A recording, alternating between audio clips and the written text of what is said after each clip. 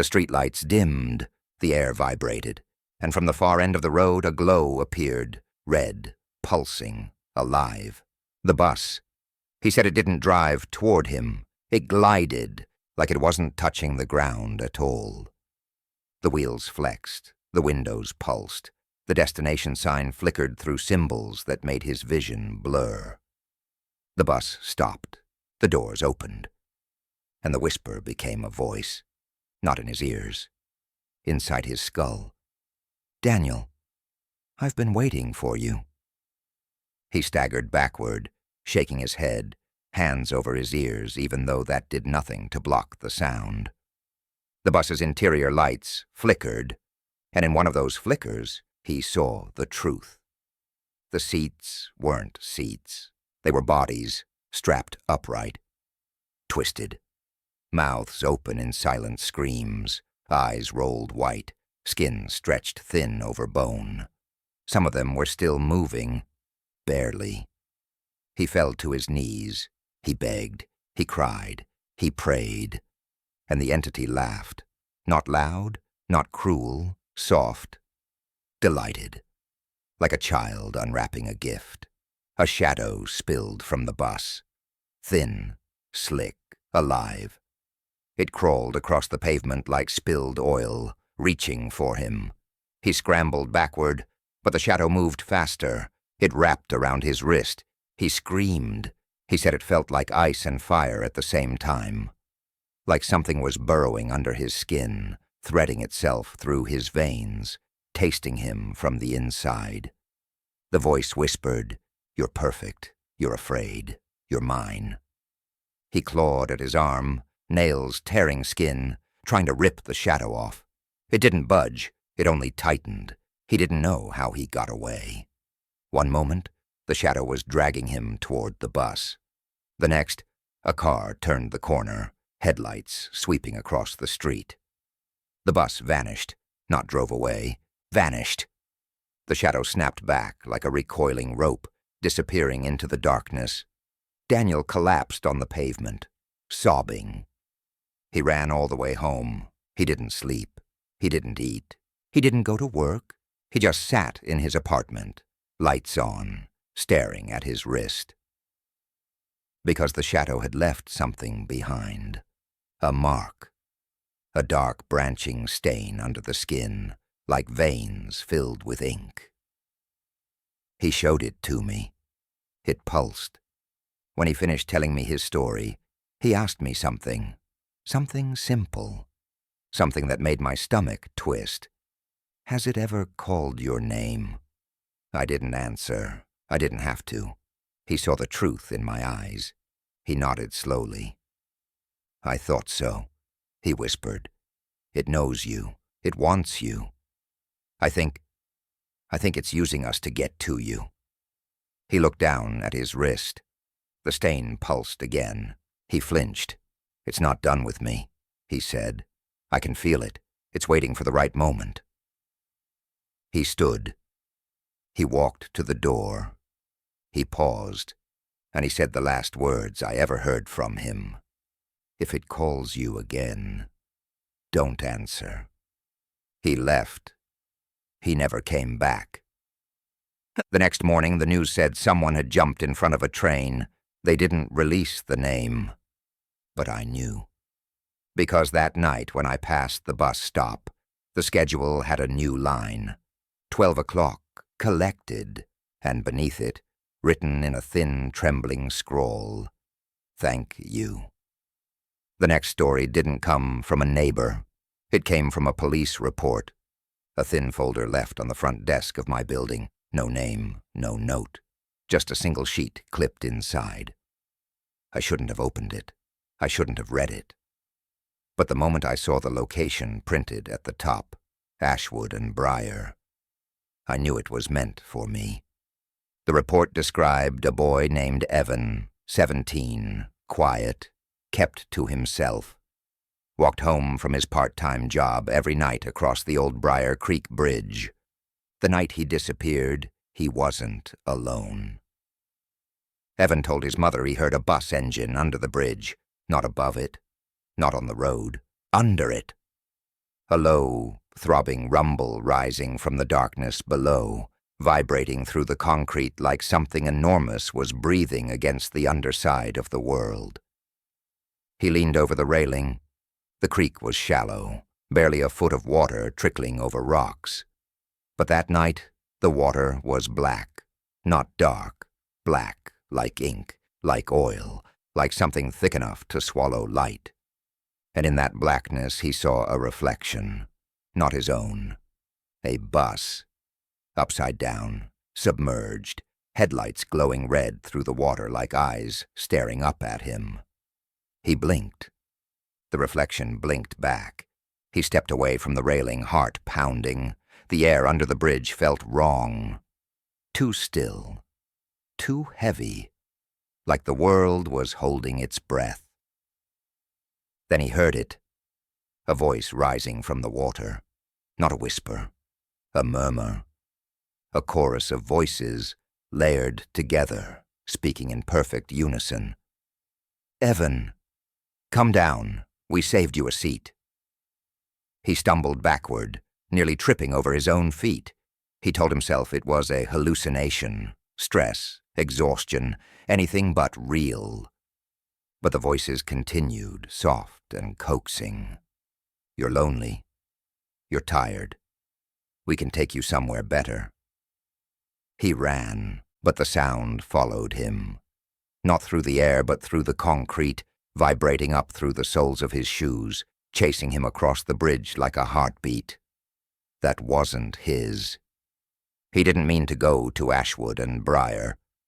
His legs carried him there on instinct, the same way mine had so many nights before. When he reached the corner, the shelter was already waiting. Glass fogged, bench dripping, schedule glowing faintly. He stepped inside, gasping for breath. The moment he did, the voices stopped. Silence. Not peace, the kind of silence that feels like someone is standing right behind you, smiling. He turned, the glass fogged. A single word appeared. "Hello." He backed into the bench, shaking. The schedule flickered. New text appeared. Sheer Din. Evan. And beneath it, all journeys final. He tried to leave. He couldn't. His feet wouldn't cross the threshold. The air outside the shelter had thickened. Not visibly, but physically, like a wall of pressure holding him in place. He was trapped. The streetlights dimmed. The temperature dropped. And from the far end of the road, a glow appeared, red, pulsing, alive. The bus. It didn't drive. It slid, like a shadow, cast by something enormous moving behind the world. The wheels flexed. The windows pulsed. The destination sign flickered through symbols that made his nose bleed. The bus stopped. The doors opened. And the voices returned. Not from the bus, from the water under the bridge. "Come home, Evan. We've been waiting. We've been hungry." He screamed. He tried to run. He couldn't. The shadows reached him first. A tendril of darkness spilled from the bus. Thin, slick, alive. It wrapped around his ankle, then his wrist, then his throat, lifting him off the ground like a puppet on invisible strings. He clawed at the air, kicking, choking, tears streaming down his face. The entity whispered inside his skull, "Fear tastes better when it's fresh." The shadows dragged him up the steps. He vanished into the dark aisle. The doors closed. The bus pulled away. And the only thing left behind was a single wet footprint on the shelter floor. The police never found him. They searched the creek. They searched the woods. They searched the bridge. Nothing. But I know where he went. Because the next night, when I passed the bus stop, the schedule had changed again. 12 o'clock. Collected. And beneath it, in a shaky, uneven scrawl, he screamed your name. I stood there for a long time, staring at those words, feeling the cold settle into my bones. The entity wasn't just hunting, it wasn't just feeding, It was sending messages to me, and now to you. Because if you're still listening, if you're still following this story, if you're still picturing the bus in your mind, it knows your name, too. I didn't plan to go back to the bus stop that night. I told myself I was done, that I'd heard enough stories, that I'd seen enough disappearances, that I'd felt enough cold fingers brushing the edges of my thoughts. But the truth is simpler. I went back because I couldn't stop myself, because something in me, something I don't want to name, wanted to see if the entity had left me another message, and it had. When I reached Ashwood and Briar, the bus stop was already there, not flickering into existence, not appearing in a blink, just waiting, like it knew I was coming. The glass was fogged from the inside. The bench was slick with condensation. The schedule panel glowed faintly, pulsing like a heartbeat. I stepped inside.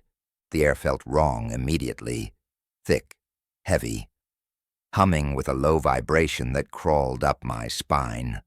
The schedule had changed again. 12点整, collected. 12点整, collected. 12点整, collected. 3 lines, 3 victims, Marissa, Daniel, Evan. But beneath them, a 4th line had been added. 12点, soon. My stomach tightened. I knew who that one was for.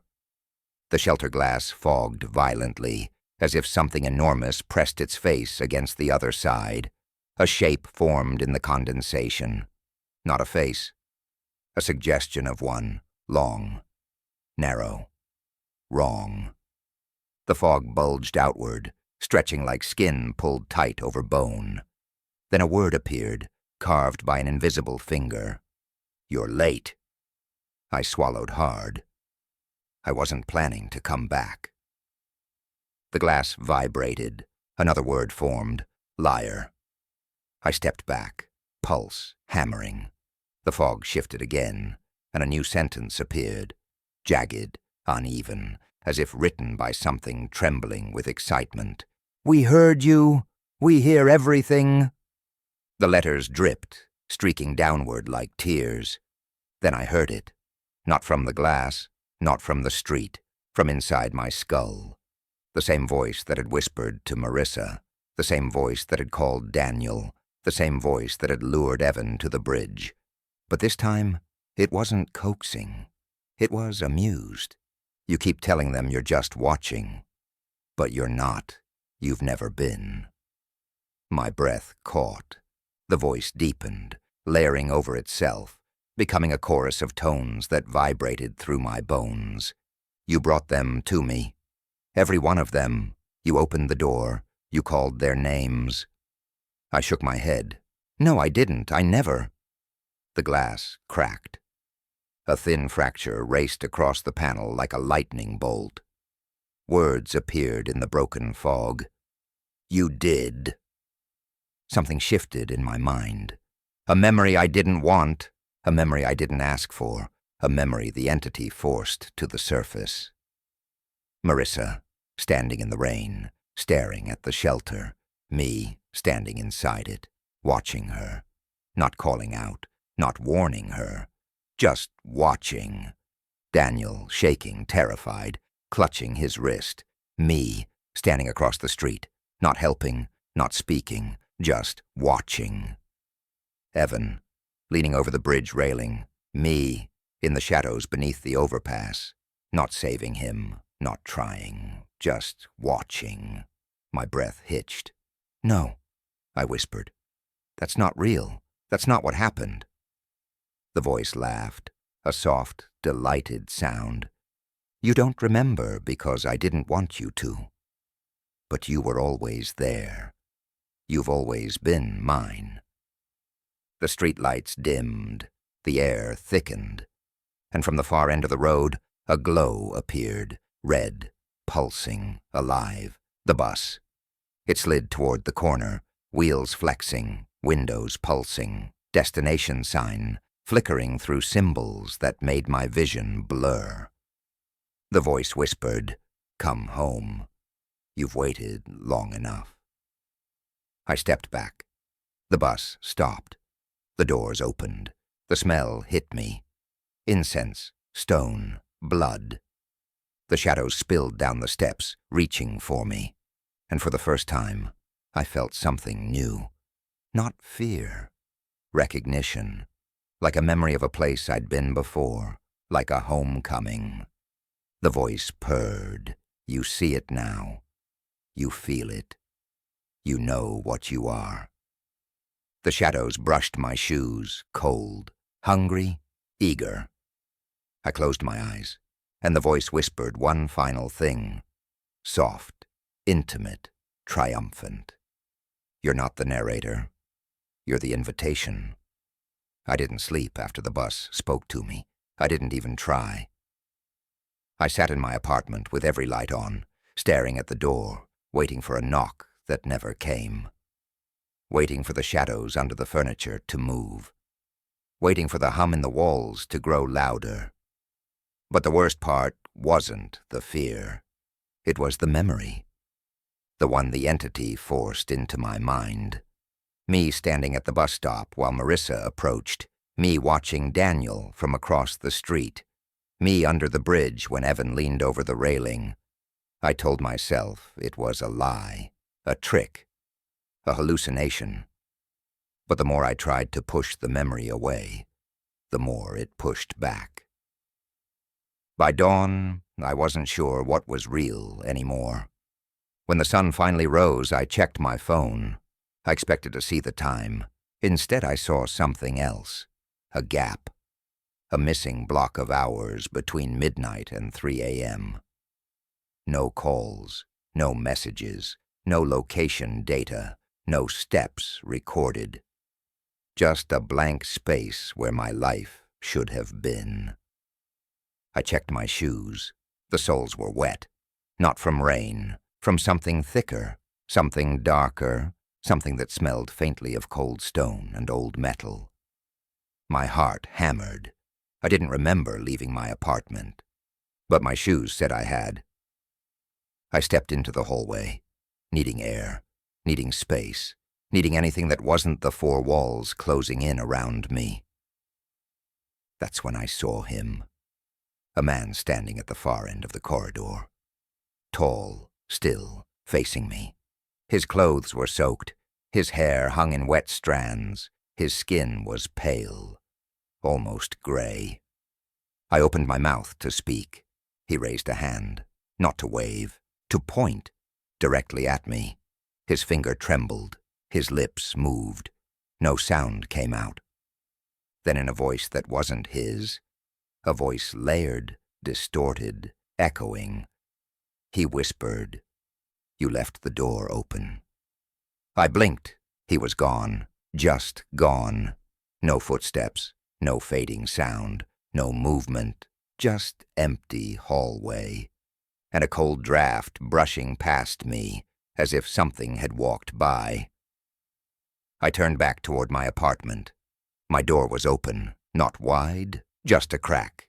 Just enough for someone, or something, to slip through. I stepped inside slowly. The lights were still on. Everything looked the same, but the air felt wrong, heavy, occupied, like someone had been standing in the room moments before I entered. I checked the floor, wet footprints, leading from the door to the center of the room, and stopping, not turning, not leaving, just stopping, as if whoever made them had simply vanished, or sunk, or been pulled downward. My breath caught. I followed the footprints. At the end of the trail, something waited for me. A piece of paper, folded once, placed neatly on the floor. I picked it up with shaking hands. Inside, written in jagged, uneven strokes, "You walked with us, you just don't remember." My vision blurred. My pulse roared in my ears. I dropped the paper. And that's when I heard it. Not outside. Not in the hallway. Inside my apartment. Behind me, slow. Wet. Deliberate. Footsteps that matched the prints on the floor. Footsteps that weren't mine. I turned. No one was there. But the footsteps continued, circling me, invisible, heavy, soaking the carpet with each step. I backed against the wall, heart pounding, breath shaking. The footsteps stopped, right in front of me, and a voice, soft, intimate, familiar, whispered, "You're remembering. Good. Do you want to know what happens next? If so, make sure to like, comment, and subscribe, because it really helps out the channel. If you want the next part of the story, comment next part in the comments. We have new stories releasing every day, so until then, haunt you later.